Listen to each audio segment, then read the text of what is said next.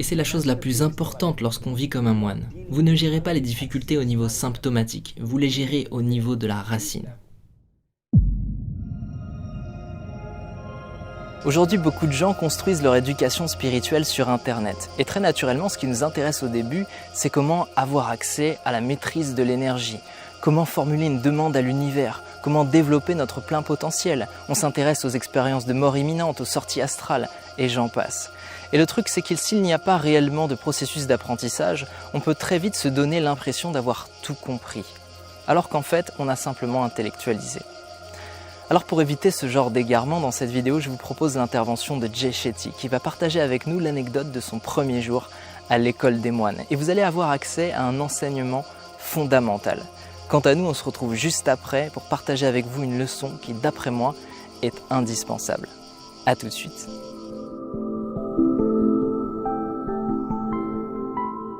Je me souviens de mon premier jour à l'école des moines. Je venais juste de me raser le crâne et je commençais à porter des robes, mais je continuais d'avoir l'air d'un londonien, je ne pouvais pas le renier. Je me promenais puis j'ai remarqué ce moine qui enseignait. Ce moine avait 10 ans, et il enseignait à un petit groupe de moines de 5 ans. Et je l'ai vu enseigner, il ressemblait à un adulte. Sa capacité à transmettre à ses jeunes, à se comporter, il y avait une belle aura autour de lui. J'écoutais clandestinement son cours et je ne pouvais évidemment pas m'asseoir sur le banc des 5 ans, même si j'en avais vraiment envie, parce que je me sentais comme un enfant de 5 ans à côté de ses 10 ans.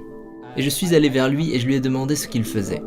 Il a dit « Nous venons de faire le premier cours ». J'ai dit « Ah cool » et il a dit « Bien, et toi, qu'as-tu appris à ton premier cours d'école ?» J'ai dit « Oh, j'ai appris l'alphabet et les nombres » et je lui ai demandé ce qu'il venait d'apprendre. Il a dit « Tu veux savoir ce qu'ils ont appris à leur premier jour d'école ?» J'ai répondu « Oui, bien sûr ». Il a dit « La première chose que nous leur enseignons, la première chose que vous apprenez à l'école des moines est d'apprendre comment respirer. » Et j'ai dit « Pourquoi ?»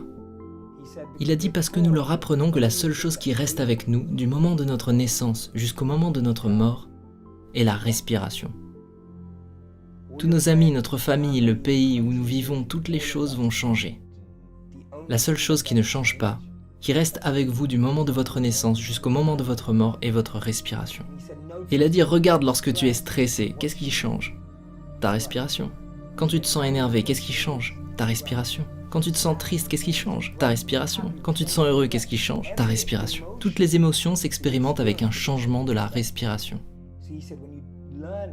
Alors il a dit, lorsque tu apprends à diriger et à naviguer avec ta respiration, tu peux vraiment traverser n'importe quelle situation de la vie. J'ai été subjugué, je me disais waouh. Et je me souviens avoir recherché ça et remarqué comment les athlètes apprenaient à respirer, les musiciens, les chanteurs, particulièrement ceux qui jouent d'un instrument à vent et qui doivent atteindre des notes très hautes. Ils s'entraînent tous à respirer, parce qu'ils ont besoin d'utiliser leur respiration, dans des situations difficiles ou particulièrement stressantes. Mais c'est aussi le cas pour chacun d'entre nous. Vous devez aller sur scène devant 10 000 personnes. Vous devez aller à un concert. Vous venez juste de perdre une affaire ou un contrat. Notre respiration change aussi dans ces scénarios et nous ne savons pas comment l'utiliser pour changer notre vie. Et pour moi, c'était un énorme point d'apprentissage. Et j'ai pensé, waouh, ce que vous enseignez en priorité est à la racine des choses. Vous n'êtes pas seulement focalisé sur les symptômes. Et c'est la chose la plus importante lorsqu'on vit comme un moine. Vous ne gérez pas les difficultés au niveau symptomatique, vous les gérez au niveau de la racine. Les gens disent « Je suis stressé, je vais aller prendre une pilule contre le stress. Si vous êtes tendu, vous allez faire un massage. Si vous êtes stressé, vous vous détendez en regardant Netflix. » Mais toutes ces actions vous apaisent et vous vous échappez pour 1 ou 2 heures, peut-être une semaine. Mais aller à la racine et apprendre à changer votre souffle signifie que vous pourriez gérer n'importe quelle situation de la vie. C'est un exemple de principe qui est tellement plus profond. On va toujours à la racine. Cela prend plus de temps, mais ça dure plus longtemps. Si vous allez à la racine, ça prend plus de temps, mais ça dure plus longtemps. Mais si vous allez vers le symptôme, vous y êtes rapidement. Mais ça ne tient jamais, vous le savez, vous l'observez. C'est l'un des principes les plus importants que j'ai appris en tant que moine. Coupez la racine de cette branche dans votre cœur. Coupez la racine de cette mauvaise herbe dans votre esprit. Ne la laissez pas grandir en lui donnant toujours un petit peu d'eau ou en la coupant petit à petit. Allez vraiment à la racine et abattez-la. Débarrassez-vous d'elle. Prenez une grosse hache et coupez-la. L'intervention de Jay Shetty était une parfaite introduction à ce que j'aimerais partager avec vous maintenant. Et la première chose que j'aimerais que vous sachiez quand on parle de respiration, c'est que vous avez la capacité consciente d'accélérer ou de ralentir votre organisme. Et pour ce faire, ça passe par la maîtrise de la respiration. Alors pour ralentir, c'est très simple. Vous allez allonger votre expiration. Pour accélérer, c'est aussi simple. Vous allez raccourcir votre expiration. Expiration courte et rapide, vous accélérez. Expiration lente et profonde, vous ralentissez. Retenez bien ça, c'est vraiment très important. Donc lorsque vous êtes stressé et que vous voulez au contraire vous calmer, je vous invite à allonger votre souffle. Lorsque vous êtes plutôt en manque de vitalité et que vous voulez vous dynamiser, je vous invite à raccourcir votre souffle. C'est vraiment un pilier de base essentiel pour passer d'un état à un autre. Une autre chose que je vous invite à maîtriser, c'est le fait de bien respirer et respirer particulièrement par le nez. Il y a des fonctions naturelles qui sont là pour filtrer l'air qui est présent autour de nous et ça passe par les poils et par les muqueuses. Et le nez est vraiment designé pour pouvoir inspirer et expirer correctement. Lorsqu'on halète avec la bouche, on ne filtre pas aussi bien toutes ces particules qui sont dans l'air. Donc j'inspire, j'expire par le nez. Ceux qui me posent la question en méditation comment on respire, on inspire, on expire par le nez le plus souvent possible. Une autre chose qui est très importante, c'est que si vous voulez respirer correctement, il faut utiliser 100% de vos capacités pulmonaires.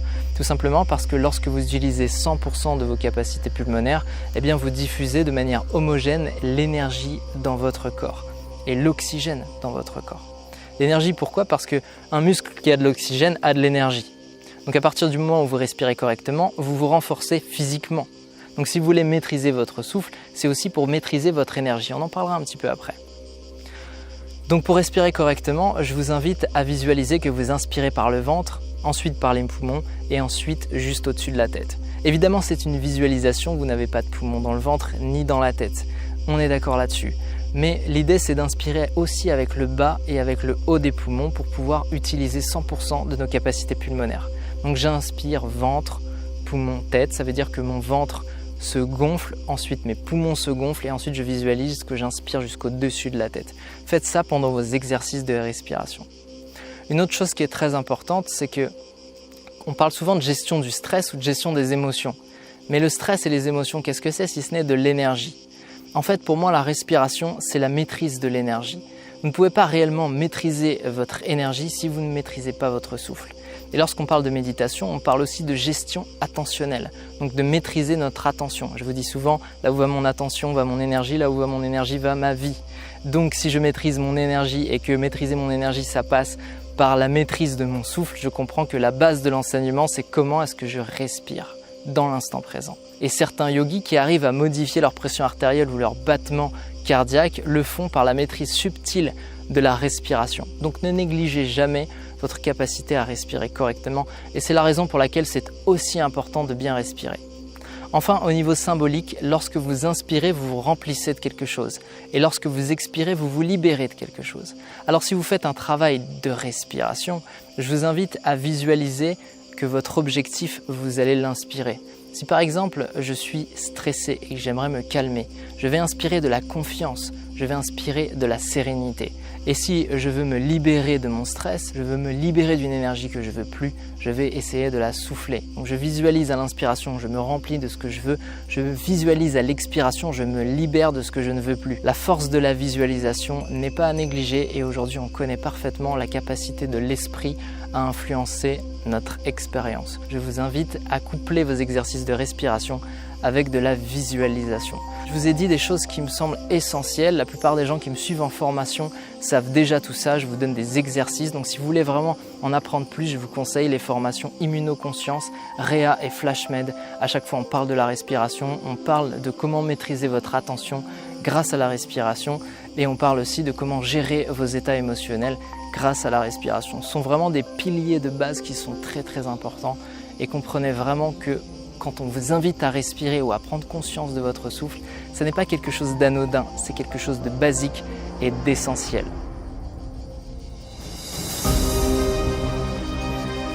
La spiritualité 2.0 est une spiritualité du consommable rapidement. On peut passer des heures à lire des livres, dévorer des vidéos YouTube et se donner l'impression de savoir alors qu'on a juste intellectualisé. Mais c'est oublier que la connaissance est aussi le fruit de nos expériences et que pour évoluer, nous n'avons pas simplement besoin de comprendre, mais aussi d'intégrer. Et pour cela, il est indispensable de pratiquer, d'expérimenter et de questionner nos croyances pour ne pas se laisser séduire par cette petite partie de nous-mêmes qui se flatte de tout connaître et de tout comprendre. Ainsi, la voie de l'égarement peut être évitée à celles et ceux qui maintiennent une vigilance permanente sur la tendance naturelle que l'humain a de se croire évolué, accompli ou supérieur. Et pour finir, soyez sûr que l'humilité est un indicateur de sagesse et que le souffle est un retour à la présence, à l'origine, à la source. Si vous oubliez l'un de ces deux ingrédients, vous êtes sans doute sur la voie de l'égarement.